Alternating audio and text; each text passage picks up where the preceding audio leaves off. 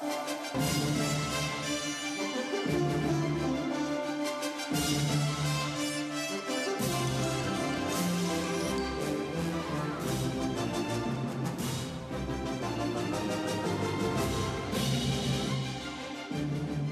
from the Pope John Paul II Cultural Center in Washington, D.C., Raymond Arroyo. Good evening. Welcome to The World Over Live. Tonight, we thank you for joining us to start. And as Christmas approaches, we'll discuss the news of the week with Father Robert Sirico of the Acton Institute, who returns for his annual visit, or monthly visit. And we'll reveal our picks for the most influential Catholic of the year. And later, we'll tell you about China's disturbing actions against the underground Catholic Church and much more. Stephen Mosher, China expert and president of the Population Research Institute, is here. And we'll bring you a preview of the latest installment of the Narnia film, The Chronicles of Narnia, The Voyage of the Dawn Treader. And before we go, I'll announce a chance for you to win a free copy of the new Truth and Life dramatized audio Bible. That contest coming up shortly. And if you'd like to join the program, by all means, you're welcome to do so. We're at 1-800-221-9460 in the U.S. and internationally, 205-271-2980. Or drop us an email, worldover@EWTN.com. Let's get things started. Here's the brief. News from the world over this week.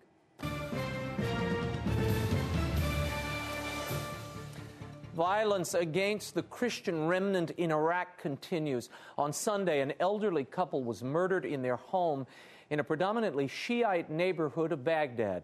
In a terrible irony, Hikmat and Shamira Samak sold their home just days earlier in order to escape the increasing anti-Christian violence.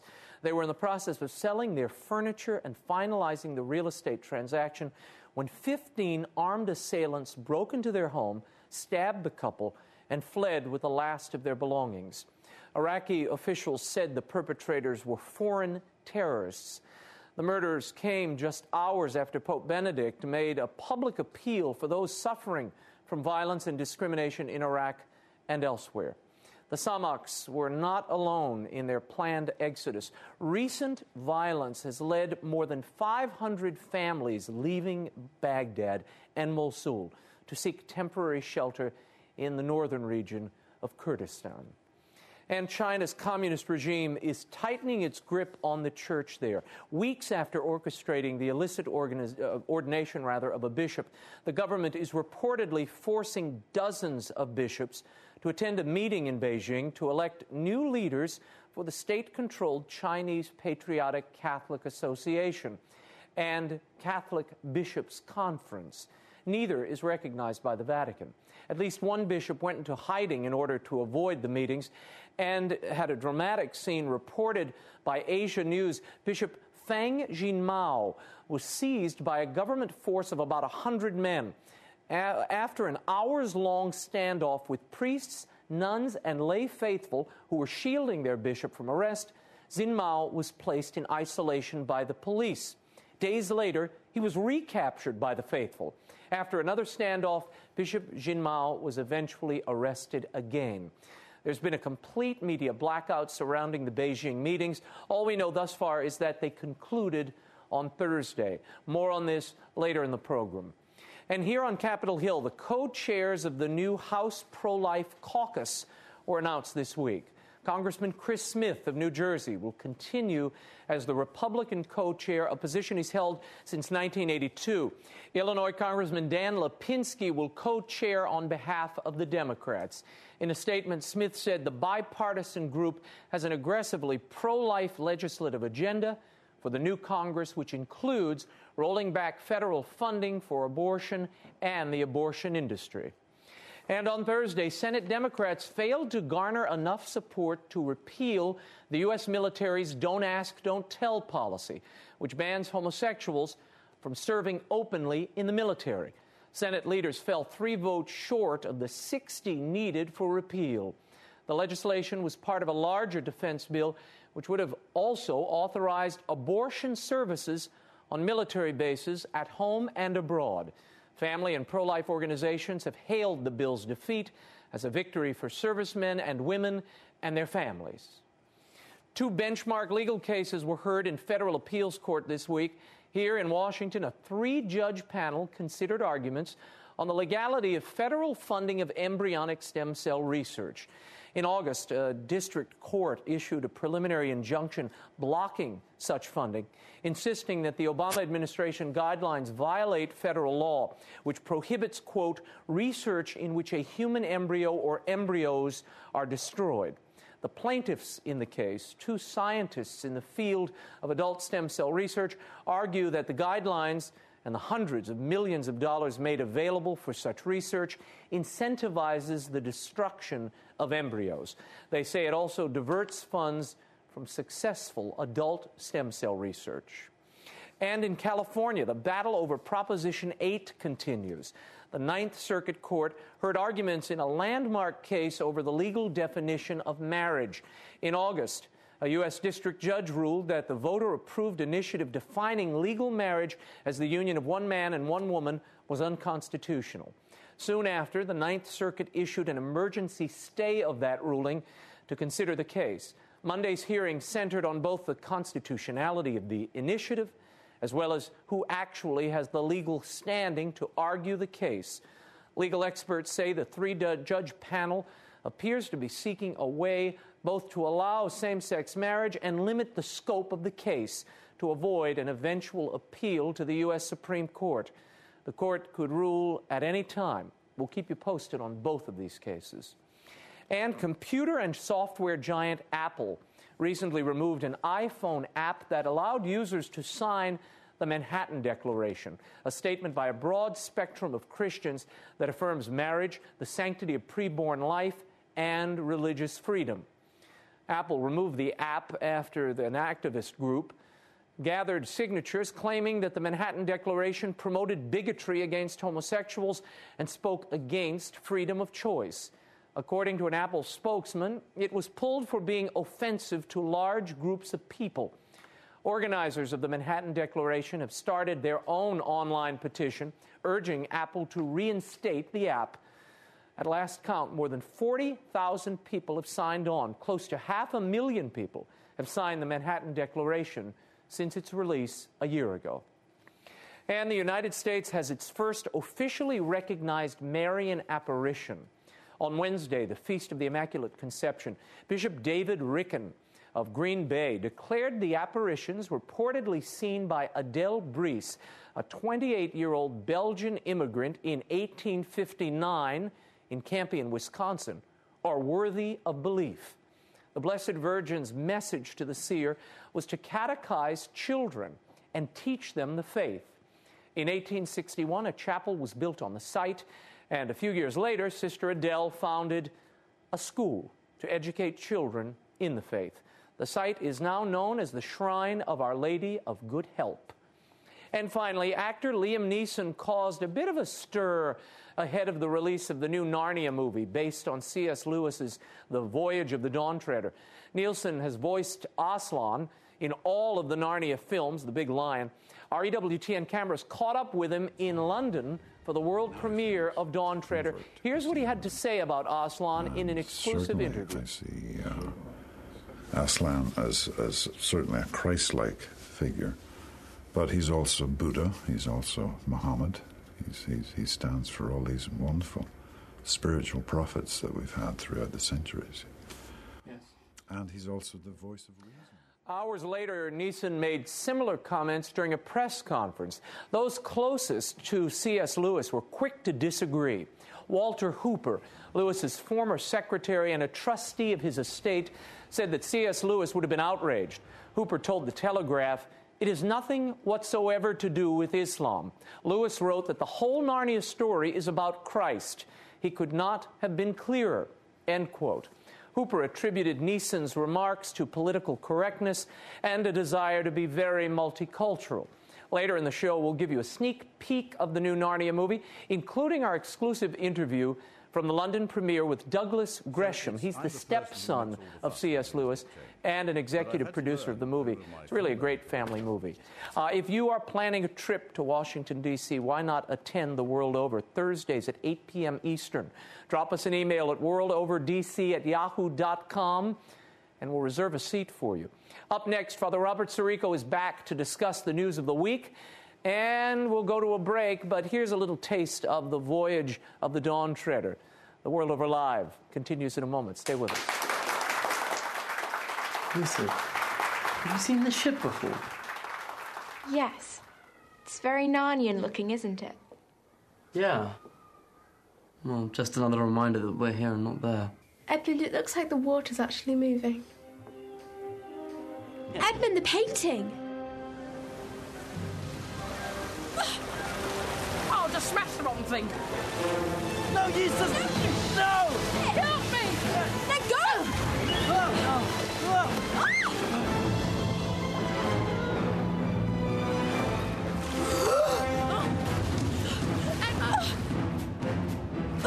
It's all right. I got you. Caspian! Lucy.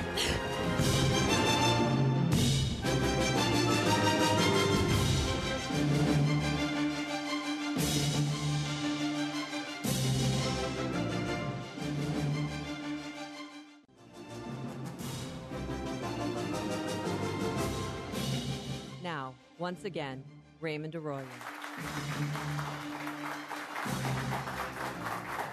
My first guest is the president of the Acton Institute for the Study of Religion and Liberty in Kalamazoo, Michigan. Grand Rapids.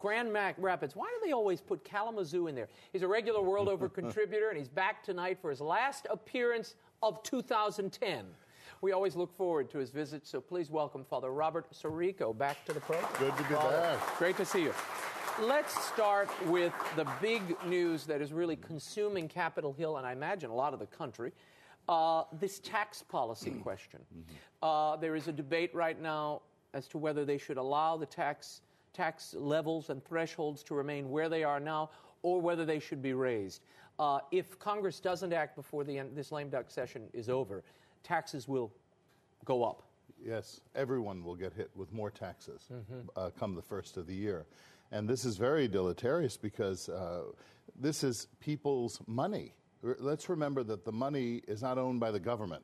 It's owned by the people who produce it, and then we contribute or actually have the money taken from us for various things. So to penalize people by not continuing and extending the Bush tax cuts could be a very dangerous thing, especially in this economy. Now, there are some who've been writing about this. I saw a piece the other day in U.S. Catholic, a kind of, I think it's safe to say, a left-of-center Catholic periodical. Yeah, I think they'd be comfortable with that. Yeah, and they say that it is immoral and a violation of Catholic social teaching to maintain the current tax thresholds across the board. They claim you're giving the rich a tax cut when the tax cut's already been granted. This is really the established tax threshold. All they're doing is extending that, correct?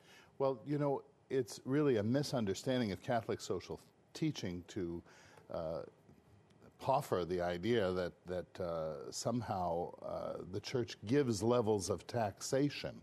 The Church doesn't descend to that level of detail. There's certain questions of justice and responsibility, but that's absurd. And when you think of the effect of depleting the capital stock, that's the amount of money that people have for savings and investment, which is what higher rates of taxation for everyone does, then you're talking about the future of children and families. But according to U.S. Catholics and others, I dare say, they say here, the Republicans and the Democrats are poised to give away billions of dollars. What's the problem with that thinking? Well, who's the money? Who's doing the giving? When I was on Capitol Hill once testifying, Rangel said to me, well, you know, you're receiving a tax subsidy because you're a tax-exempt organization. I said, wait a minute. That's a tax subsidy only in the mind of the politician who thinks it's his money in the first place. It's not the money of the politician. It's the money of the person who produces it. So the government isn't giving anything. They may be letting you keep something. A little they're more not of it, giving anything, but they're not giving anything away. Right. If you'd like to be part of the program, and we want you to be, and I also want you to weigh in on any of the issues we talk about tonight, as well as your thoughts on who the most influential Catholic of 2010 might be. Father and I will give our own examples later in the program. If you'd like to call in, 1-800-221-9460 or 205-271-2980. I was going to give you my email address, but my email's down, so there's no use emailing me. I can't read it. It's worldover at EWTN.com. I'll read it later tonight. Father, let's move on to the DREAM Act. The DREAM Act is a bill that passed through the House. It is now stuck in the Senate. It looks like there may be Senate action on this next week. What it proposes to do is create a path to citizenship for young illegal immigrants, young aliens who are here in the country already or have been brought here by their parents. The bishops are very supportive of the bill. It's a bit of controversy because the Catholic community, I think, is split on this, as is the wider public opinion. Your thoughts? Well, let me get into trouble here because I like the spirit of the DREAM Act. That is the notion that a young person who is brought to this country, hasn't chosen, but has been brought to this country by their parents, grows up in this country, is culturally American, should have the opportunity to go to school, to go into the military, to become a citizen more easily than having to wait. Now, I know a seminarian who's exactly like this. His parents brought him from Mexico, grew up, he's a fine, upstanding man. The problem is, I forget, it was Bismarck or somebody who said that you never want to see your sausages and your laws being made. And when you look at what's in this sausage, you have some real problems. And I hope the bishop's staff read this bill in detail to see some of the things that are in it. Well, there were four, we should say, and I've been kind of immersed in the sausage of this all week long. There were four versions of this submitted to the Senate. Right. The most recent version, and the one that the Senate will contain, will consider, has a lot of very odd ways of getting you to this. What is a good goal? I mean, I think they're saying we've got all these young people. How do we give them a way into the country when they've already grown up here? That's fine. The question is, in the way it's written now, it extends legal residency to any immediate relative once they're in the pipeline here. So that brings a lot of other people along, and that also means they now qualify for certain federal grants, for scholarships, for and all the welfare programs. And the question is, at this moment, does the United States, in this economic doldrum, have the funds to now take in a whole new group of people? One of the things that concern me about the legislation is the fact that you can actually have criminal record, gang activity. You can be guilty of a host of misdemeanors. 3 misdemeanors you can have and still qualify, up to 3 misdemeanors, and still qualify for residency under the DREAM Act. The other thing is it's been sold as these are kids, young people, the best and the brightest, the valedictorians, the cheerleaders, the head of the football team. When in fact, when you read the legislation, as I have, the age level here is under 30. It's anyone under 30.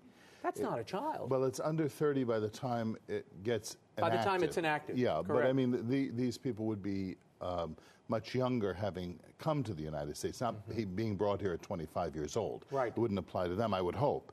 But this is evidence, as you begin to pull apart this sausage, this is evidence that there are a lot of special interests. I can't imagine who the special interest is in terms of allowing people with criminal records to qualify under this. There's got to be a question of national security. This is the thing.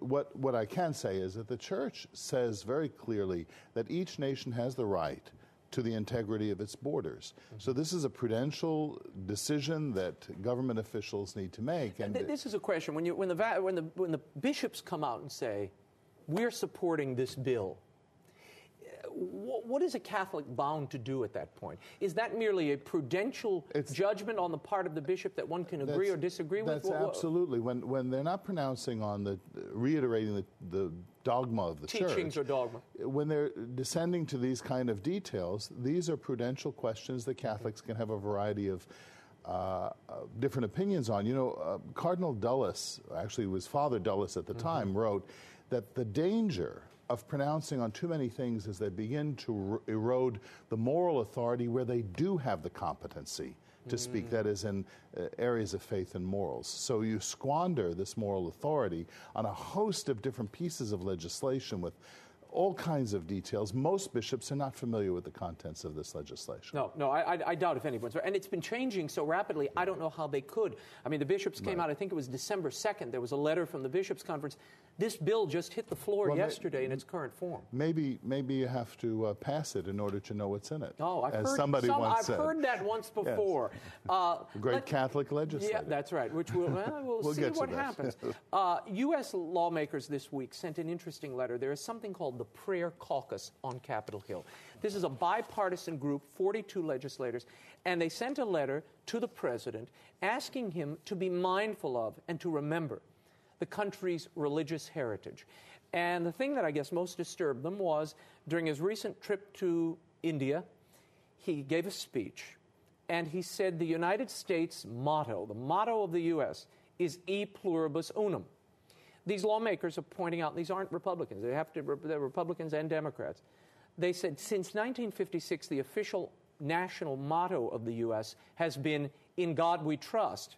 That motto appears in the national anthem and on our national currency. What do you think of this? Is this political posturing? Is this trying to make difficulty and trouble for the president, or is there something else at play here? Well, I don't know. I mean, anytime politicians pronounce on anything, it's political posturing in one sense or another. But let me say there is a track record here that we need to be attentive to. It's not just changing the motto.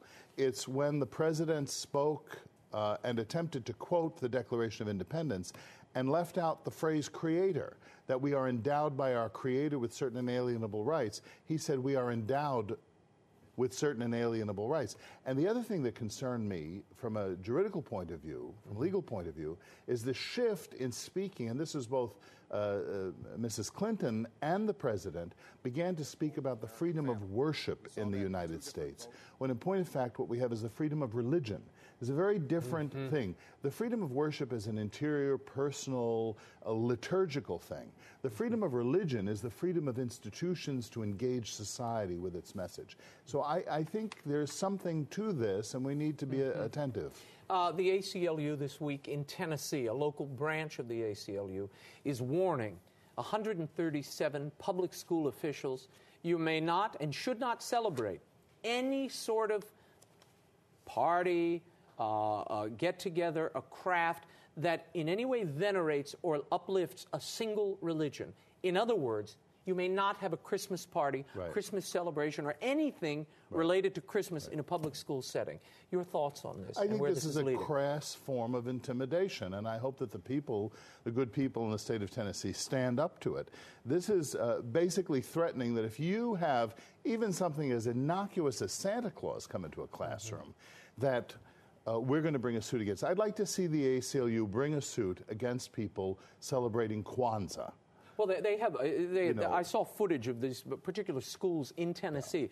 They have Kwanzaa displays. They have Happy Hanukkah displays, and then they've got the tree that says Happy Holidays. Well, I don't mind everybody having their say. Why can't? I mean, the so-called separation of church and state doesn't apply to religion being quiet and having no influence on the state. On society. It is about the state controlling religion. But this isn't anything about church and state. This is about cultural expressions. And if you want diversity, you have to have particularity, because that's what diversity is. When I grew up in New York, we had Hanukkah celebrations and Christmas celebrations. We didn't have any Muslims that I remember, but there was a great deal of tolerance. How can you have tolerance if you don't have things that are different? Well, and people also have to remember, Christmas is a federal holiday. Take it up with the founding fathers or the successive presidents that enshrined it as a federal holiday. This is a small group of bitter secular activists that are fulfilling the prophecy of Benedict when he talked about the dictatorship of relativism. I'm going to throw a call out again. If you'd like to call in, the number 1-800-221-9460 or 205-271-2980. We'd love to hear your opinion, particularly on the question, who is the most influential Catholic of 2010 And what's the biggest story of 2010? Father and I will now get into that. What is your biggest story of 2010, Father? I would say the biggest Catholic story in the United States would be the election of Archbishop Dolan as the president of the Catholic Bishops' Conference. And the reason I say that is because it broke a precedent, it broke a tradition that the vice president would become the president. Now, there were a lot of reasons for that, but I think it's very significant in that they broke the tradition and that they selected a man who is joyfully Orthodox, comfortable with his faith, who knows how to articulate the faith, but does it in a way that doesn't water it down. He's willing to deal with it. And anybody who knows Archbishop Dolan, he's an intellectual. He's not just this jolly man who eats hot dogs on Fifth Avenue. Right. I mean, this is a man who really knows the faith, particularly history, because he studied right across the street. Yeah, no, he's a historian and a wonderfully engaging apostle, and in New York. Wonderful man. I think that's a very significant American story. Now, I think the most important story of 2010 was the one that you and I watched unfold together. Pope Benedict's visit to the UK. Yes. And watching him in the United Kingdom, a visit that was supposed to go poorly, a society that was to reject him and his message, and in fact, he won them over. Yes. Walked into the heart of secularist Europe and stuck the cross in the ground, making a case for Christianity. And as a result of that, we've seen real momentum and dynamism behind this overture that he made to the Anglicans a few years ago to come into communion fully with the Catholic Church as part of these special ordinariates. Now they're taking shape. You see this week a parish in Orlando is coming aboard, another in Canada. You see groups welcoming and responding to this overture.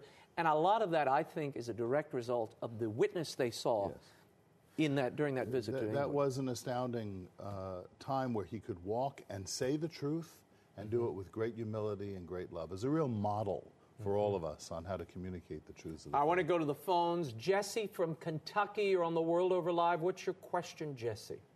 Hi, Raymond. Nice to talk with you, and nice to talk with Father Sirico. Great. I was wondering what the two of you think is the most important aspect of the Manhattan Declaration. And if the answer to that is religious freedom, are there some people in the church who think a persecution might be coming? Now, Father, you were one of the drafters of one of the original signers of it. In fact, even the preliminary to it. It's hard to pull apart the most important. I suppose I'd have to say life, because if you don't have life, you don't have religious freedom.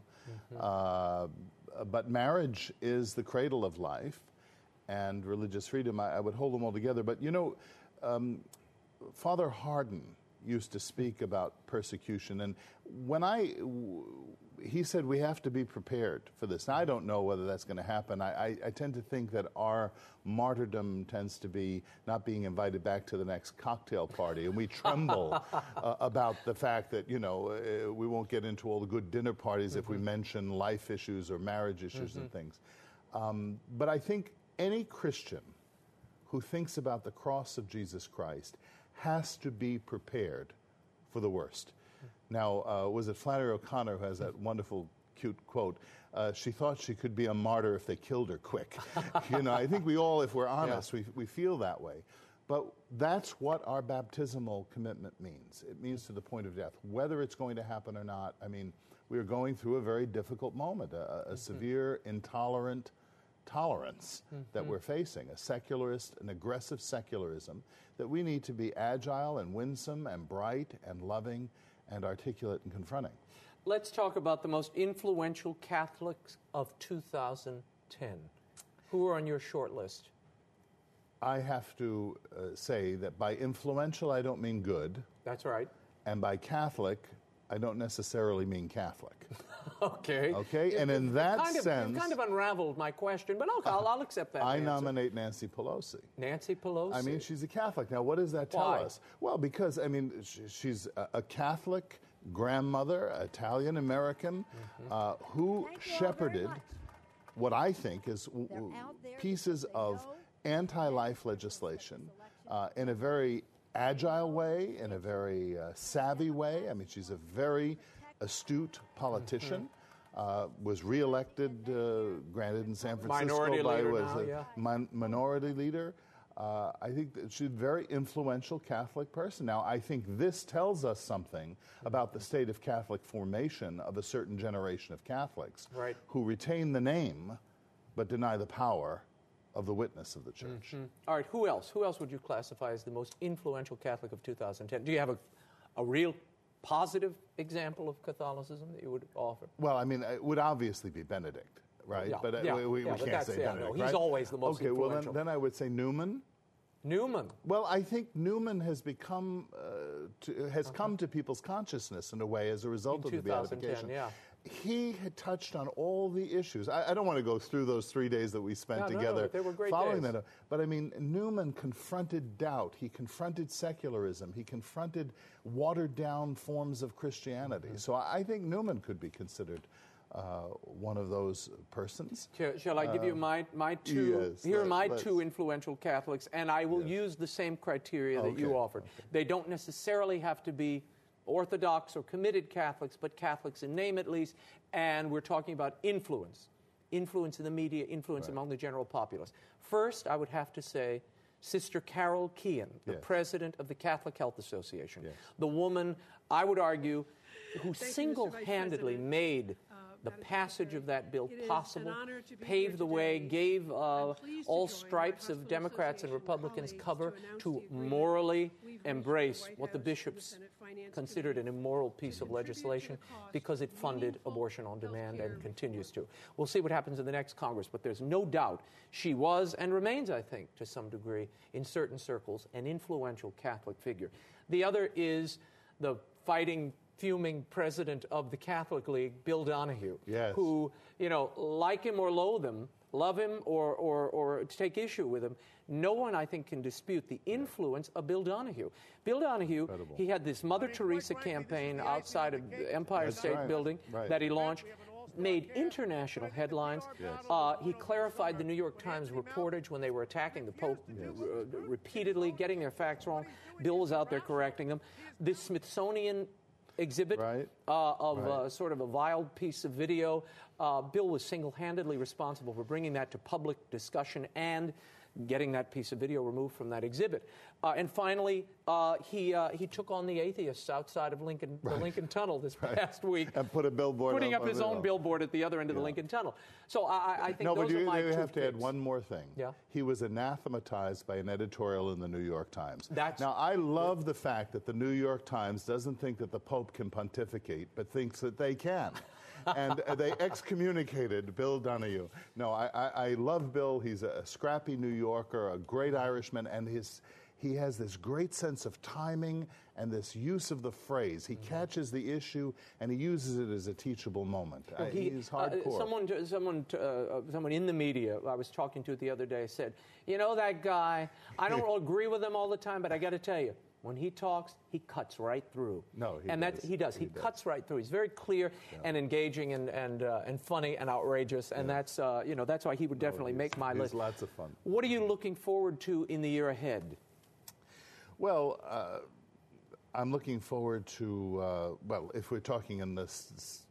We're talking nationally and internationally. Washington, D.C. It's going to be interesting to see how this new crop of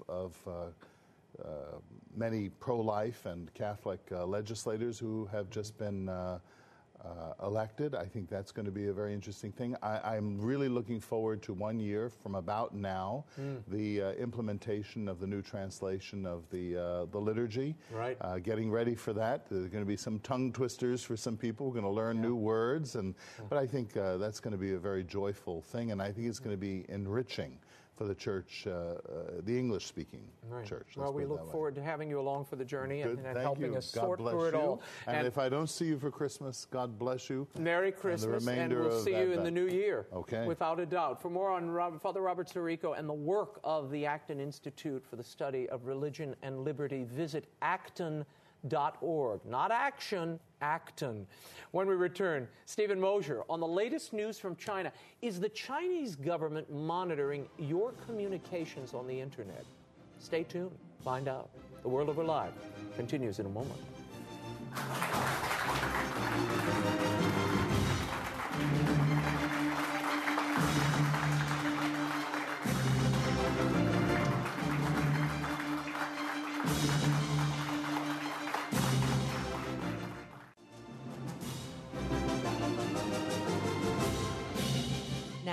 Once again, Raymond Arroyo.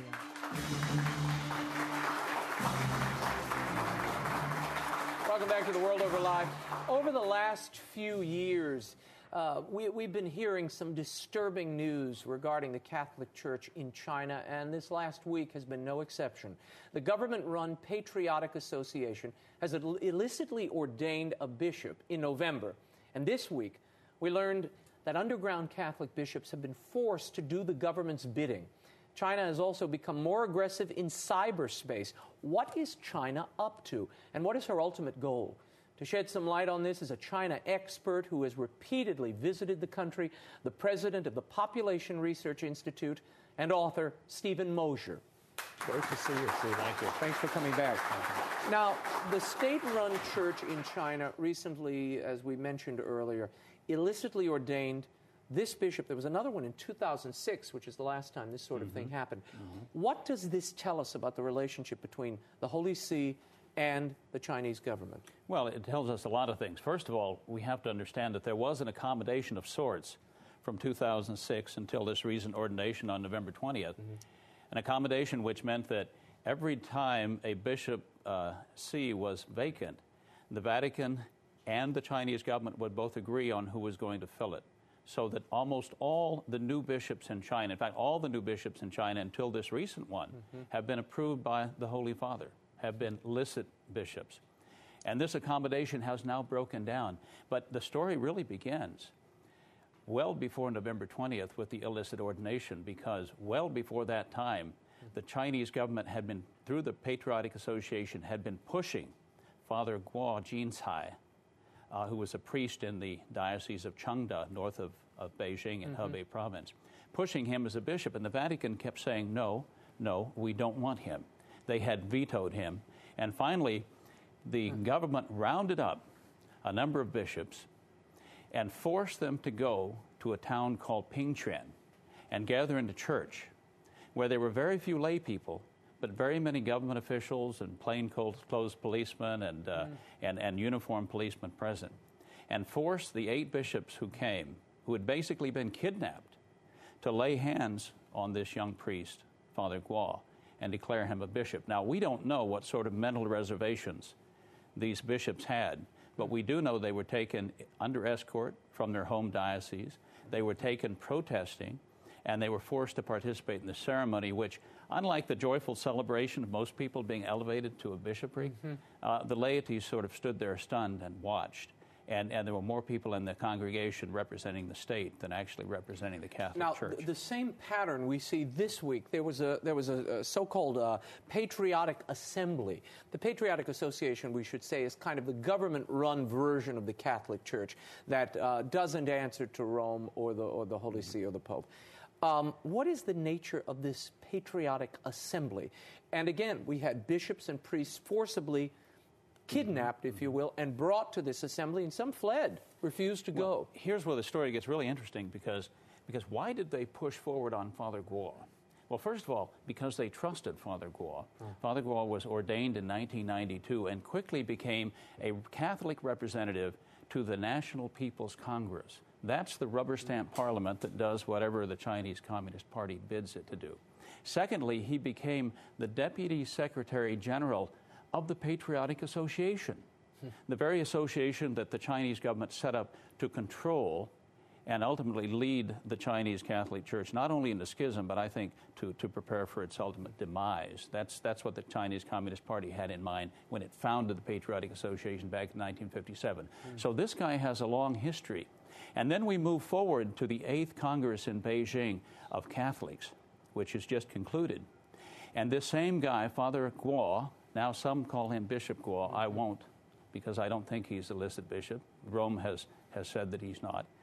And he leaves his post as the Deputy Secretary General of the Patriotic Association. Now he becomes the Secretary General by unanimous vote of the Bishops' Conference of all of China.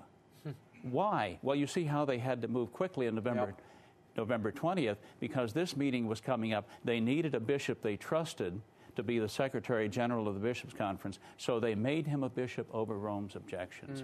And he also offered the keynote and kind of led the meeting, so it allowed them to pull his strings. And he will lead the bishops' conference henceforth, because the Secretary General in China of an organization is the guy who actually runs the office, who takes the phone calls, who issues the directives, and so he's now in charge of the bishops' conference in China. What becomes of the bishops and the faithful lay people? We heard this story of the laity, priests, nuns protecting, shielding their bishop. I mean, and he's kidnapped and he's brought back, and the people get him and he's arrested again. I mean, surely heroic acts on the part of the faithful here, but what is the future for these people, given the government control? You know, if you speak out against government policy, you're in trouble. And if you speak out repeatedly against government policy, you are declared a counter-revolutionary and sentenced to re-education through labor. So some of the people, I'm sure, who protested will be marked men and women and may wind up in a labor camp as a result, as indeed bishops and priests frequently do in China. The person that I feel most concerned about right now is the one bishop who refused to go to the 8th meeting of Catholics in China that just concluded in Beijing. 45 bishops attended. There were 168 other delegates selected by the Chinese Communist Party, mostly lay people, some priests, some nuns.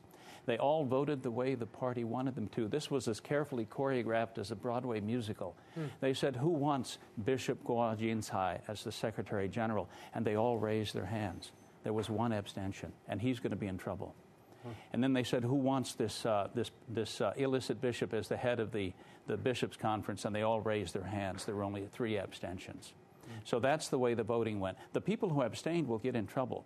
But there was one bishop who simply went missing, who said, I'm not going to participate in the charade in Beijing. I'm not going to elect the people you want me to elect to the bishops' conference and the Patriotic Association. I'm just going to go into hiding. And they're still looking for Bishop Lee, and I'm afraid when they find him, they may remove him from his post. Unbelievable. Let's shift gears for a moment. When you were on the show years ago, in your book Hegemon, you talked about cyber warfare and that the Chinese were gearing up and planning ways to infiltrate servers, shut down whole networks. We've seen, since our last conversation, Google was hacked into in late 2009. It was a very sophisticated hack. 30 other companies were also hacked. This was not detected until January of 2010. Then in April of 2010, several companies in China rerouted the world's traffic, their internet traffic, for 18 minutes. And then most recently, that included NASA, the U.S. Senate, and 4 branches of the U.S. military, including email communiques. Your thoughts on what we're seeing and what is the end game here? Well, you know, I don't want to be over-dramatic about this, but we are now in kind of a low-level cyber war with China. We are playing defense. China is going on the offensive. It really began back in 2007 when the Chinese managed to download, well, we say the Chinese. Now, it's very hard to trace these cyber attacks. Sometimes we can trace them back to China. Sometimes we can trace them back to North Korea, which is pretty much the same as saying China, since North Korea is China's surrogate.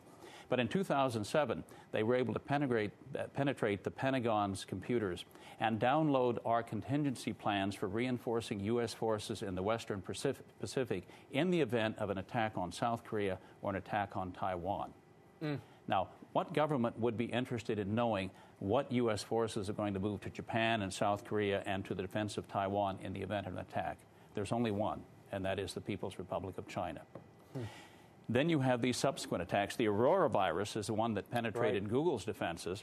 And, you know, instead of going after, if these were people, private hackers, we might call them, they would be going after financial information, bank account information, access codes. They didn't look for that. The people who used the Aurora virus to get into Google and 29 other companies were looking for proprietary software, intellectual property, that they then stole. And, you know, you can't know for sure what purpose this software is being put to. But there are a lot of new startups in China today, supported by the Chinese government, generously funded by the Chinese government, that are now doing things similar to the companies whose software was pirated. So was that an economic attack? I think fairly obviously it was. What is the goal here? Is it to destabilize the intelligence community in other countries, particularly in this case the United States, as well as the business in those countries? Well, I think China is intent on becoming strong, economically and having a very powerful military. And it sees the way to achieve that as buying and whatever it can from the Soviet Union, former Soviet Union. It has now exhausted, however, the former Soviet Union's military arsenal. Everything that is useful in China, militarily speaking, that they could have gotten from Russia, they've already gotten. They already have. Now they're looking for intellectual property from the United States, from industries where we're still in the lead. And that's very disturbing. They are not going down the path of the former Soviet Union towards economic rack and ruin by spending all their money on the military. Armaments, yeah. They're building a very solid economic base and then spending an increasingly larger percentage of their tax revenue on building up a military gradually. And buying our debt. Buying our debt. You know, they're our banker now. And what do you do when your banker turns on you and wishes you ill? Or uses surrogates like North Korea to attack you and your allies? Well, and what do you make of the United States turning to North Korea, as it's done this past week, or turning to China, rather, and saying, hey, you've got to get North Korea under control. Exert your influence to create peace in the region. What everybody needs to understand is that North Korea is bankrupt and has been bankrupt for decades. Without the support, continuing support, of the People's Republic of China, the North Korean regime of Kim Jong-il would have collapsed many, many years ago. 19 million people in North Korea starving, a communist elite of about 1 million doing fairly well. But North Korea would have gone down the path of East Germany. When the Soviet Union withdrew its forces, East Germany collapsed, joined the West. North Korea will collapse and join the South when China pulls out. Final question before we go very briefly. In 2007, Pope Benedict wrote an open letter to the Chinese. This was hailed as a great moment, and we were going to see renewed dialogue between China and the Holy See and a rapprochement and possibly religious freedom. Is that the case today, and do you see that even as a possibility in the near future? We are going in the wrong direction in China today. The government has now launched a new attack on home churches. And people might hear home church and think, well, this is basically a Protestant activity. But there are a lot of Catholic parishes in China that send out missionaries every weekend who visit people's homes and hold meetings in villages and towns where there are no churches, where the state will not allow them to build churches. These are also so-called home churches. And so all of this missionary activity on the part of Catholics in China will be stopped by these new tactics. It's scary. Stephen Mosher, thanks for keeping us up to speed, and please come back and keep us informed on this. For more on the Population Research Institute and the great work of Stephen Mosher, visit pop.org. And to happier matters, the third cinematic installment of C.S. Lewis's Narnia trilogy opens this week. The Chronicles of Narnia, The Voyage of the Dawn Treader, the adventures of Edmund and Lucy Pevensey, their cousin Eustace, and their royal friend Prince Caspian continue to spectacular effect. I took my kids to see a screening last week, and this could well be the best of the franchise. The folks at Walden Media have assembled a swashbuckling spiritual adventure that I think will thrill families. We sent World Over producer James Faulkner to London for the film's premiere. Take a look. Evil lurks.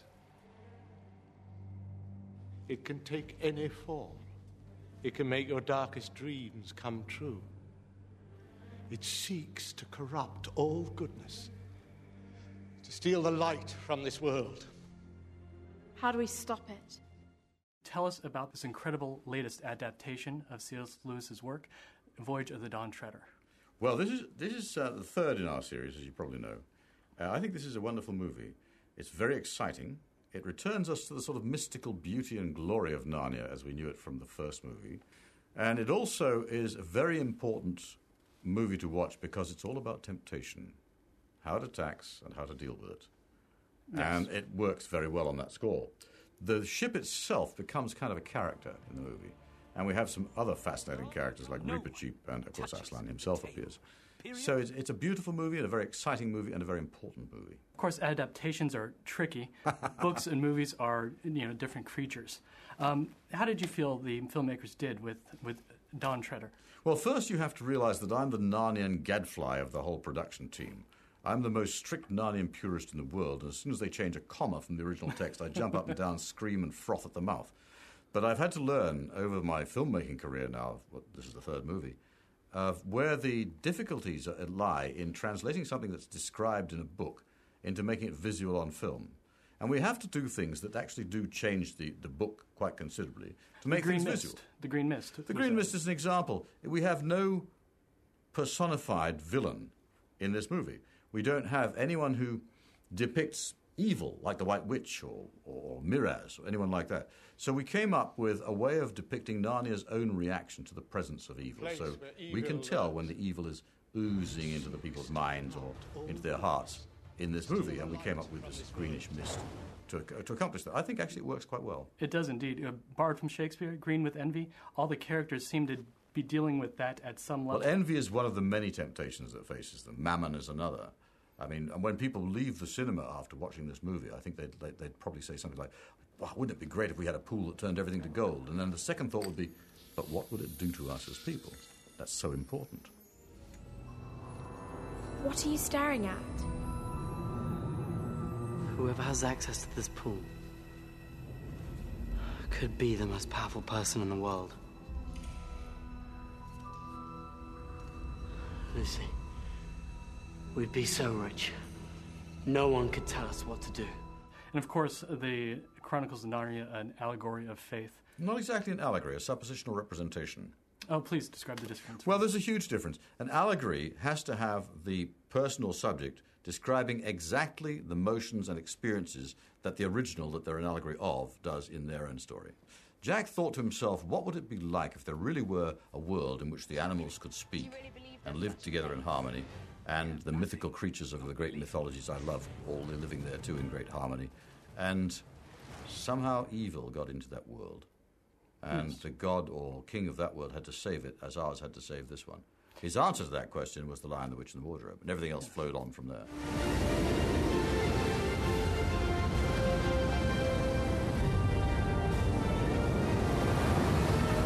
Aslan. You have returned for a reason.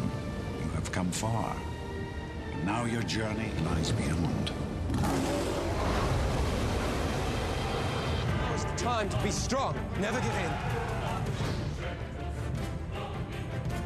No fear! No retreat!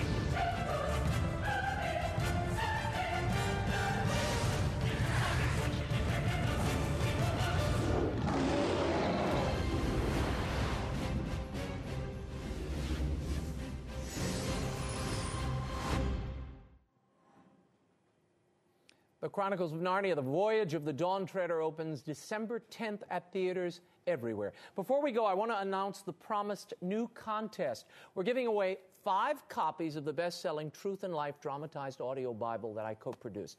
As many of you know, it's the only Catholic dramatized Bible on the market. It's voiced by renowned actors like Michael York and Sean Astin, Blair Underwood, Malcolm McDowell, and others. Here is the question. What role did I perform on the Truth and Life audio Bible? Send your answer to raymond@raymondarroyo.com. The first 5 correct answers win a copy in time for Christmas.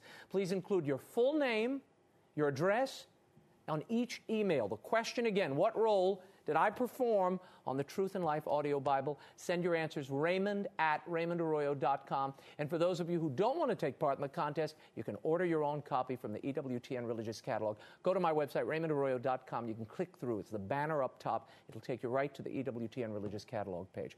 That is all the time we have. Until next week, you can find updates and the occasional commentary by following me on Twitter at twitter.com/RaymondArroyo or on my Facebook fan page. And the Prayers and Personal Devotions of Mother Angelica is still in bookstores everywhere. It makes a wonderful Christmas gift. Until next week, and be sure to join us next week. We have the inspiring Jenny Stepanek returning to the program. She was on a few weeks ago, and our calls and emails went crazy, so she'll take your questions live. Until then, we'll be scouting the world over for all that is seen and unseen. On behalf of the staff and crew of EWTN News, I'm Raymond Arroyo. Thanks for watching. We'll see you next time. Bye now.